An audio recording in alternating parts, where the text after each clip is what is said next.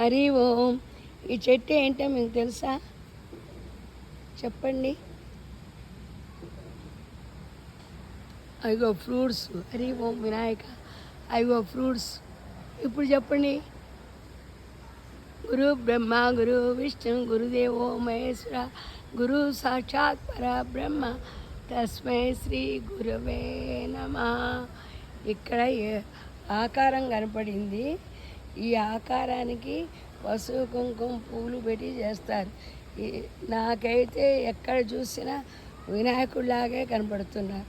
మీకేం కనపడిందో కామెంట్ ద్వారా తెలపండి.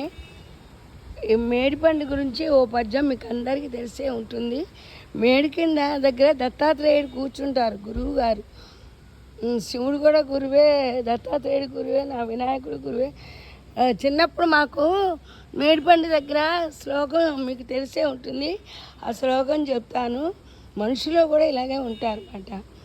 మేడిపండు చూడ మేలిమై ఉండు, పట్టవిచ్చి చూడ పురుగులుండు, పురుషులందు పుణ్య పురుషులు వేరయా, విశ్వదామిరామ వినురవేమ.